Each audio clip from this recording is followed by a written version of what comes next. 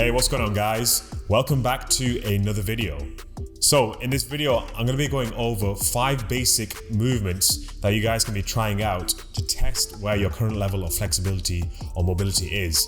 So the reason why I've selected these 5 particular movements is because I feel as though these are the ones that are the most primitive to human beings. So if we go back into the evolutionary chain of human beings and go back to our ancestors, I would say there are about 2 or 3 of these movements that we definitely did. And the other ones I would say are more based on modern human beings and what I feel as though modern human beings should have in terms of basic level of flexibility.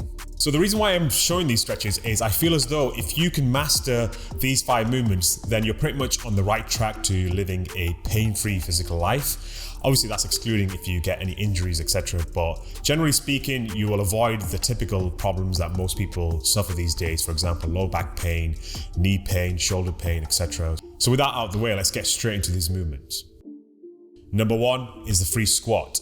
Now this movement, I would say out of the 5 is the most primitive. It's the one that we did when we were cavemen, and it's one that we already share with our closest animal relatives, the chimpanzees and the bonobos. Also, you'll notice that young children like toddlers and babies can also perform this effortlessly. I think it tends to become a problem once you get to the ages of about 10, 11, and we spent a good portion of our time sat on a chair. Once we get into our teenage years, and especially when we get into our adult ages, this is when we really struggle in the West to actually reverse the movement and get back into that squat position that's really comfortable. Speaking of that comfort, most people are really uncomfortable when it comes to getting down low in that squat position. So why does this happen? Basically what's happened to us in the West is that we sacrificed movement for comfort, and now we spend a large portion of our time sat on chairs and sofas and things that are quite comfortable as opposed to being functional for our body. So there are a couple of tips that will help you get more depth in the free squat. Number 1 is to place a pair of blocks or 2 books underneath your heels. So that way you're reducing the angle of dorsiflexion in the ankle. So with a lot of people that struggle to get the heels down on the ground and spend most of their time on their toes when they go into the squat, elevating the heels really helps to reduce the angle and it'll make it way more comfortable. Number 2 is to turn the feet out. So for those of you that got really tight ankles, and especially for the people that have got pronated ankles where the arches have collapsed, turning the feet out also helps to achieve more depth in the squat position as well. The other thing you can do is allow the back to round as much as possible. Obviously most people know the squat through the weighted squat in the gym, and the form that you perform with the weighted squat is slightly different to the form that you perform with the free squat. With a weighted squat, because you've got axial loading of weight on your back and it's compressing the spine, you probably don't want to perform it with rounding of the spine. You want to keep the back as straight as possible, and some people tend to hyperextend the back, which is obviously not good for you as well. But when we're performing a free weight, our goal is to try and relax the muscles in the lower back. So by rounding it, this is exactly what happens. It allows us to stretch all the muscles in the lower back. So movement number 2 is sitting cross-legged. Now, out of the 5, this is easily the most underrated and the most underutilized. Obviously, again, because we spend a large portion of our time sat on a chair in that L-based position, we've completely forgotten how to sit cross-legged on the ground. Now, for most people trying to do this, you'll notice that the knees are a lot higher than the hips. But if you watch someone who's very comfortable in this position, so if you watch anyone that does yoga, you'll see that their hips are a lot higher than their knees.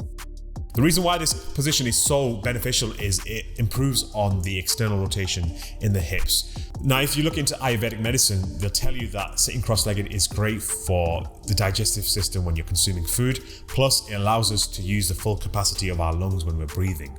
So it's something that we definitely need to master. And especially if you're trying to nail that full lotus position, you definitely need the seated cross-legged position first of all. So a really good way to practice the seated cross-legged position is to elevate the bottom and maybe sit on a cushion or a bolster, and that way the knees are automatically lower than the hips. Plus it takes the pressure off the knees if you've got really tight quads. Movement number 3 is the forward fold. Now this movement is primarily used to test out the hamstring flexibility. Now for those of you that spend a large portion of your time running, you might notice that you've got really tight hamstrings. A good way to test whether you've got the right amount of flexibility for your hamstrings is to see if you can touch your toes first of all.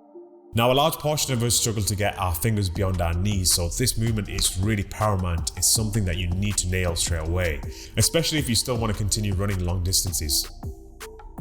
So a really good tip to get into the forward fold position and to really work on the hamstring flexibility is to perform it with bent knees. So by bending your knees, you basically want to try and rest the rib cage or the belly on your thighs. By doing this, you're going to focus the stretch on the upper hamstrings, which tends to be the most tightest part of the hamstring for most people. Ideally, you want to try and get your fingers to touch the ground, but what I would say is getting your palms to the ground is way more beneficial, especially if you want to maintain suppleness in your hamstrings when you're running. Movement number 4 is the snow angel. Now, I first came across this term on a video that Tom Merritt created, teaching people how to improve on the external rotation of the shoulders. To get into position, you basically want to get your arms at 90 degrees, push the shoulders onto the wall, and try and place the palms onto the wall without creating an arch in your lower back. Now, for most people, this movement is extremely difficult because you're having to maintain that contact between the lower back and the wall. So the way I would do this is, first of all, try and get your bum to touch the wall, perform a posterior pelvic tilt, so you're tucking your tail and squeezing the core. Then we want to try and place our shoulders onto the wall, and then we want to rotate the palms and see how close we can get onto the wall. Most of us will be a couple of inches off the wall, but what you could do is perform Cuban rotations to help you improve on the external rotation in the shoulders. And finally, movement number 5 is a Cossack squat. Now this one is more of a bonus variation. It ties in with the normal squat position. So the Cossack squat is basically performing a squat with one leg extended to one side. Most people can perform a variation of the Cossack squat, for example, the archer squat, quite comfortably. But the difference between the Cossack squat and the archer squat is that the Cossack squat is performed in a rested position, just like you would do with a normal free squat. Now, the good thing about the Cossack squat is it allows you to isolate the stretch, or that compressive stretch that you have in a squat position on one side of the body, and then you can focus it on the other side, which is great for correcting imbalances in the body. Now, to get into the Cossack squat, what you basically want to do is elevate the surface of the side that you're lunging towards. So if you're lunging towards your right, place a yoga block or maybe even a stool underneath the heel and place your foot on top of the stool. And then you want to lunge towards that side, stand up, and then lunge towards the opposite side. By elevating the surface, you basically reduce the amount of compression required to get into the lowest depth of your Cossack squat. And it feels way more comfortable when you're in a higher position. And then once you start becoming better, you can slowly decrease the height of the box or the object that you're using to perform the Cossack squat on, in order to increase the intensity of the stretch. So those are the 5 basic flexibility movements. Try them out, let me know how they go for you. If you're struggling with anything or if you've got any questions, then drop them down below in the comment section. So what I'll do is, in the next series of videos, I'll break each of the movements down and I'll teach you a couple of stretches that you can perform in order to improve your range of motion in each of the movements. So once you master these 5 movements, they act as a great foundation for learning more advanced movements. For example, the front splits, the middle splits, pancake, etc. Thank you so much for watching this video. I'll see you in the next one.